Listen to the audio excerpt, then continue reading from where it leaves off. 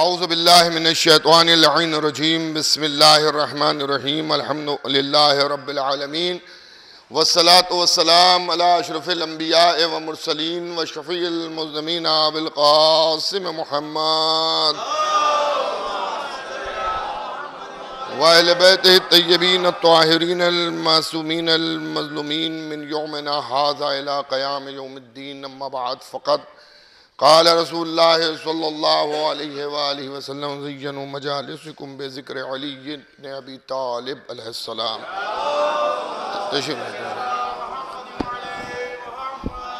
ارے امان بھائی ادھر آئیے، مولانا ادھر آگے تشریف لائیں. آپ کہاں پیچھے بھائی؟ امان بھائی تشریف لائیں. ہاں بس اسی میں رکھ دیا. ایک اور بلندتر صلوات بھیجیے گا حضرات. کیونکہ ظاہر وقت کافی ہو چکا ہے اور ابھی شعراء اکرام بھی بارگاہ معصومین میں نذران عقیدت پیش کریں گے، اور ظاہر ہے کہ شعراء اکرام کا حق بنسبت خطبہ کے زیادہ بنتا ہے، اس لیے کہ وہ مختصر الفاظ میں بہت کچھ کہہ جاتے ہیں. ابھی ہمارے نیّر بھائی نے جو اشعار پڑھے اس میں انہوں نے ذکر آل محمد اور محبت اہل بیت کا ذکر کیا، تو میں نے بھی اس حدیث کو اس لیے عنوان بیان قرار دیا کہ ذکر علی سے اپنی مجلسوں کو زینت دو، کیونکہ علی کا ذکر میرا ذکر ہے، میرا ذکر خدا کا ذکر ہے، خدا کا ذکر عبادت ہے. اس لیے کہ یہ شرف حضرت علی کے ذکر کو ہے کہ پھیلے تو کائنات عالم کی تفسیر کا ورق بن جائے، اور اگر سمٹنا شروع ہو تو ایک نقطے میں آ جائے. ایک اور بلند تر صلوات بھیجیے گا محمد علیہ محمد. دیکھیں کچھ لوگ بہت ہوشیاری کے کام کرتے ہیں، انہی کاموں میں سے ایک کام ہمارے مسرت بھائی نے یہاں کیا، اور یہاں جو ہے وہ جو شیشہ کاری ہوئی اور آپ حضرات نے ملاحظہ فرمایا، یقیناً آل محمد نے اور مولا عباس نے ان کے اس عمل کو قبول کیا ہوگا. عمومی طور پر لوگ زندوں کی خوشی میں خدمت کرتے ہیں کہ لوگ زندہ خوش ہوں. انہی نے ایسا کام کیا کہ زندہ بھی خوش ہیں، مردے بھی خوش ہو رہے ہوں گے. مردے بھی خوش ہو رہے ہوں گے، وہ بھی دعائیں دے رہے ہوں گے کہ یہاں بہرحال یہ خدمت کی گئی. اور دوسری بات یہ ہے کہ عمل خیر، بہت سی نیکیاں ایسی ہوتی ہیں جب کی جاتی ہیں اسی وقت اس کا اجر ملتا ہے. ارے نہیں، ایسا تو امکان ہی نہیں ہے. دیکھیے آپ تشریف لائیں. ایک اور بلند تر صلوات بھیجیے گا ادھر تشریف لائیں.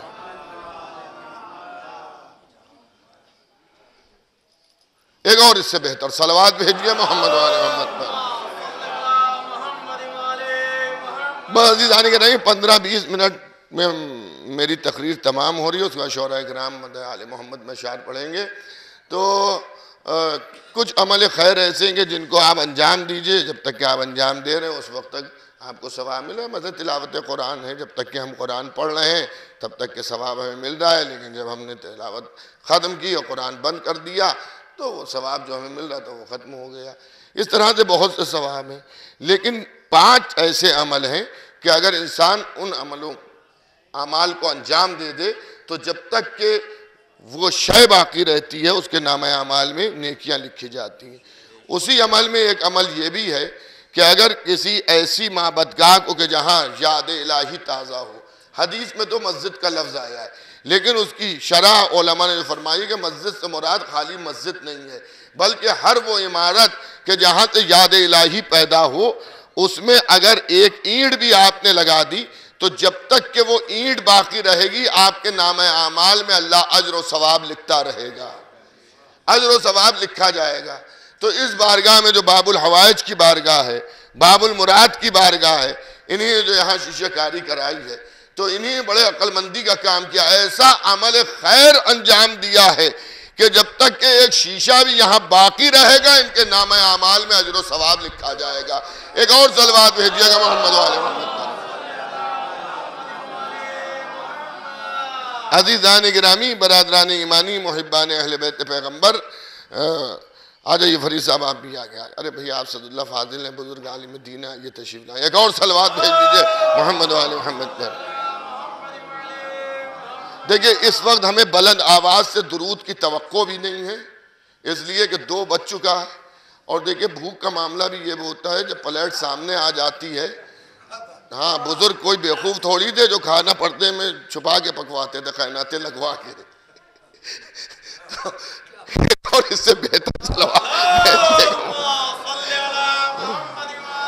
تو عزیزان گرامی، برادران ایمانی، محبان اہل بیت پیغمبر، یہ بھی ثبوت محبت ہے. دولت سے اپنے جتنا بھی آدمی حاصل کرے بچائے ہیں، اس سے اسے محبت ہوتی ہے.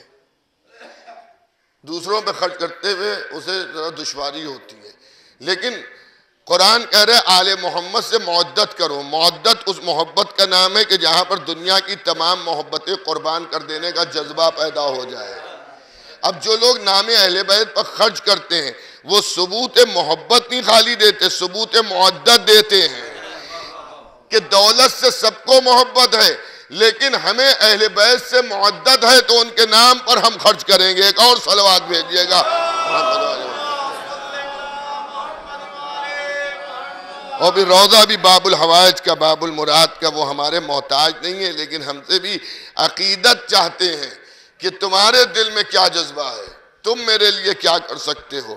اور پھر باب المراد ہے، باب الحوائج ہے، تو ان کی بارگاہ میں کہنے کی ضرورت بھی نہیں ہے. انسان نیت کر لے، ضرورت پڑے گی تو یہ عطا کر دیں گے. ہم جن آل محمد کو مانتے ہیں ان سے مانگنا بہت اچھی بات ہے، ضرور مانگیے دعا، جو ضرورت ہو مانگیے، مگر ہم ان اماموں کے اور ان شہداء کے ماننے والے کے جہاں کہنے کی ضرورت بھی نہیں ہے. اگر دل میں خیال آ جائے، امام حسن کے لیے ملتا ہے کہ محتاج ہے، اپاہج ہے، امام سواری سے تشریف لیے جا رہے ہیں، دست متحرک سے کچھ گرا، اس اپاہج نے سوچا میں اگر صحت مند ہوتا تو میں اٹھا کے دے دیتا، اب امام کو زحمت ہوگی. کہانی سوچا، امام نے ارشاد فرمایا جو سوچ رہا وہ کر کیوں نہیں لیتا. کہتا ہے کہ میں نے اب یہ سوچا کہ میں تو محتاج ہوں، اپاہج ہوں، امام کہہ رہے جو سوچ رہے وہ کر کیوں نہیں لیتے، میں کیسے اٹھوں. جیسے یہ سوچتا ہے تو کیا دیکھتا ہے کہ امام کے حکم کا اثر یہ ہوا کہ میں باصحت ہو گیا. اللہ نے میرے بلند تر صلوات بھیجیے گا محمد علیہ. ایسے غالباً امام حسن علیہ السلام کے لیے کسی امام کے لیے واقعہ ہے کہ امام تشریف کیے جا رہے ہیں، ایک مقروض ہے جسے پیسوں کی ضرورت ہو، پیچھے جا رہا ہے اور یہ سوچ رہا ہے امام رکیں تو امام سے ہم اپنی ضرورت بیان کریں اور مولا سے کہیں کہ میں محتاج ہوں، کچھ امداد فرما دیجئے. امام علی مقام نے چلتے چلتے ارشاد فرمایا زمین پر سے کچھ اٹھا لے. کہتا ہے امام کا حکم تھا، میں نے اٹھایا تو چند پتھر میرے ہاتھ میں آئے. امام نے چلتے چلتے پوچھا کیا ہے ہاتھ میں؟ کہا مولا وہی پتھر ہیں جن کا اٹھانے کا آپ نے حکم دیا تھا. کہا نہیں ذرا دیکھ تیری ضرورت بھر کی رقم تیرے ہاتھ میں آ گئی. کہنے والا کہتا ہے وہ پتھروں نے اپنی شکل و صورت بدل کے جواہرات بن گئے، اور جب میں نے ان جواہرات کو فروخت کیا تو جتنی ضرورت مجھے تھی اتنی رقم مجھے مل گئی. ایک اور صلوات بھیجیے گا محمد علیہ وسلم. عزیزان گرامی، باب الحوائج کا بھی واقعہ ہے. تاریخ میں عجیب و غریب لکھا کہ ایک ظاہر امام حسین زمانہ قدیم میں جب لوگ پیدل جایا کرتے تھے اور جنگلوں سے سفر ہوتا تھا اور راستے میں چور و ڈکیت ملتے تھے تو ایک عالم باب الحوائج کے روضے پر مصلی بچھائے ہوئے نمازیں پڑھ رہے تھے کہ اتنی دیر میں ایک بدو عرب اپنی زوجہ کے ساتھ داخل ہوا. نہ اذن دخول پڑھا، نہ زیارت پڑھی، جو آداب ہیں اس پہ کسی پہ عمل نہیں کیا، اور جا کے زری سے لپٹ گیا اور لپٹ کے زری کو ہلانے لگا. یا ابا الفضل، میں قبر امام حسین کی زیارت کے لیے آ رہا تھا، راستے میں لوٹ لیا گیا، بیٹا قتل کر دیا گیا، ہم کچھ نہیں جانتے، لٹا ہوا مال بھی مجھے واپس ملے اور میرا بیٹا بھی زندہ مجھے ملے. وہ عالم کہتے کہ میں نماز میں تھا، میں نے چاہا کہ جلدی سے میں نماز کو تمام کروں اور اس گستاخ کو حرم سے باہر نکالوں گا. نہ اس نے دخول پڑھا، نہ زیارت پڑھی، اور آگے ایسے لڑ رہا ہے کہ کوئی ادب و تہذیب تمیز ہی نہیں ہے. کہتے ہیں وہ عالم کہ ابھی میری نماز تمام ہوئی تھی میں اٹھنے والا تھا کہ میں نے کیا دیکھا، زری شق ہوئی اور اس میں سے سکے رقم باہر گری. اتنے بڑے اطمینان کے ساتھ اسے اٹھایا، زری پھر سے مل گئی. اب وہ یہ کہتا ہے یا ابوالفضل ایک سکہ کم ہے. یہ نہ کوئی سمجھے کہ مولا کو علم نہیں تھا کتنے سکے اس کے ضائع ہوئے ہیں، نہیں، ایک سکہ کم دے کر اس سے سوال کرا کے اور بعد میں عطا کر کے بتایا کہ یہ اتفاق کی بات نہیں ہے، عباس کے اختیار کی بات ہے.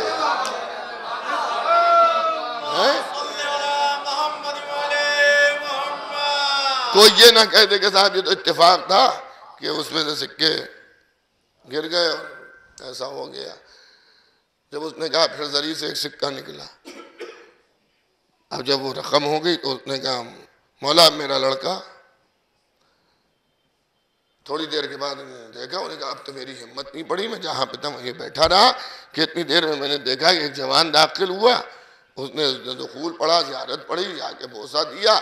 اس عرب نے، اس کی زوجہ نے بغیر کچھ تعجب کیے شکریہ ادا کیا، ہاں بیٹا بھی مل گیا، رقم بھی مل گئی.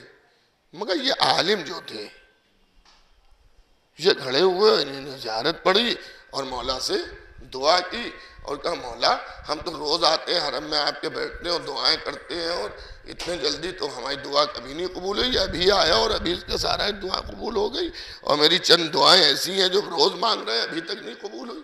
مولا نے بشارت دی کہ اگر اسی یقین کے ساتھ تم بھی مانگتے جس یقین سے اس نے مانگا تھا.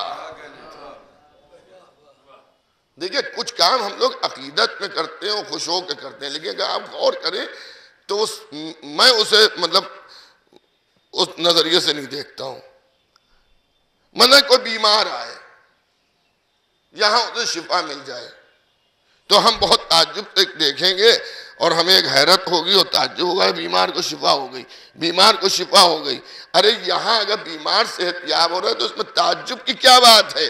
یہ تو در و در ہے، جہاں مردہ زندہ ہو جائے تو تعجب نہیں ہے. ایک اور صلوات بھیجیے گا محمد علیہ. تو باب الحق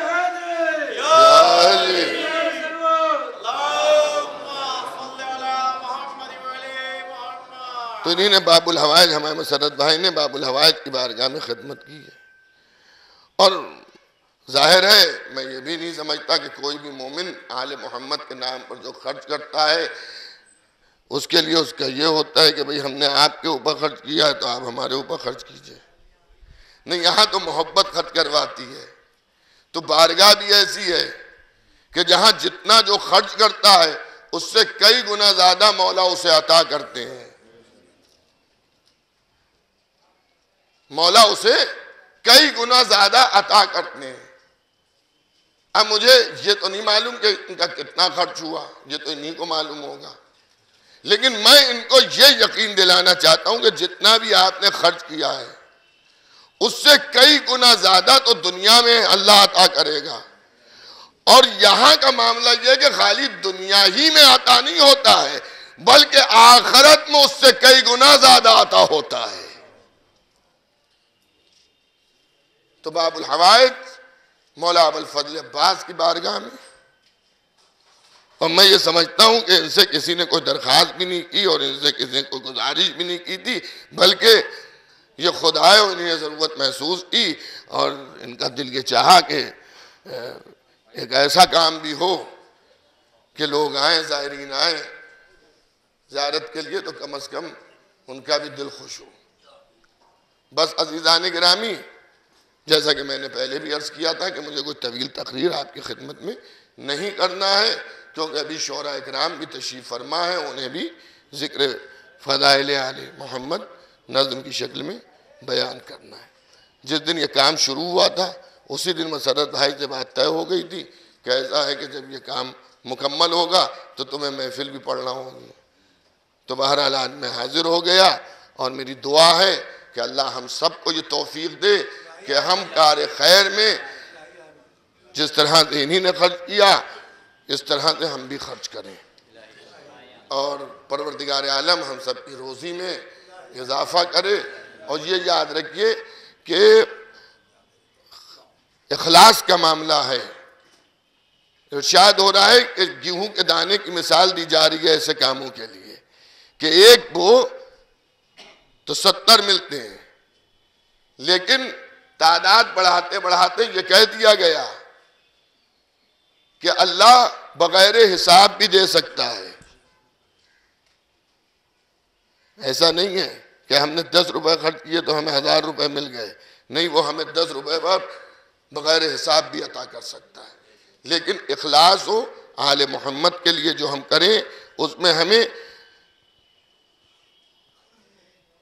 کسی کی تعریف کی ضرورت نہیں ہے۔ اب زمانہ تعریف خود کرے وہ ایک الگ کی بات ہے، لیکن ہمیں اپنی خواہش نہیں ہے کہ صاحب ہماری تعریف ہو، بلکہ یہ وہ بارگاہ ہے کہ جہاں اگر انسان خلوص سے ایک روٹی کا ٹکڑا بھی ان کے نام پر خرچ کرتا ہے تو یہ اسے بھی قبول کرتے ہیں۔ تو انشاءاللہ ہمارے مسرت بھائی کی اس خدمت کو اللہ نے قبول فرمایا ہوگا، اہل بیت نے قبول فرمایا، اور جیسا کہ نیّر بھائی نے خواب بیان کیا وہ ایک ان کی قبولیت کے اوپر دلیل ہے، اور یقیناً یہ خدمت ان کی قبول ہوئی۔ پروردگار عالم ان کی روزی میں اضافہ کرے، برکت دے، انہیں صحت و سلامتی عطا فرمائے، اور جتنے بھی محبان اہل بیت پیغمبر امام حسین السلام شہداء کربلا باب الحوائج کے چاہنے والے اور ماننے والے ہیں، ان سب کی روزیوں میں برکت عنایت فرمائے، ہم سب کو حلال و طیب روزی عنایت فرمائے۔ پروردگارہ محبان امام حسین کی حفاظت فرما، آل محمد کے جملہ دشمنوں کو نیست و نابود فرما۔ پروردگارہ تو محمد و آل محمد کا واسطہ سعودی عربیہ کی موجودہ حکومت کو نیست و نابود فرما، ہم سب کے امام زمانہ کے ظہور میں تعجیل فرما۔ حضرات، میں گزارش کروں گا کہ 1 مرتبہ سورہ الحمد اور 3 مرتبہ سورہ توحید کی تلاوت فرما کر مسرت صاحب کے والدین مرحومین کی روح کو اور جتنے بھی مومنین مومنات محبان اہل بیت پیغمبر یہاں دفن ہیں ان کی ارواح طیبہ کو سال فرما دیجئے۔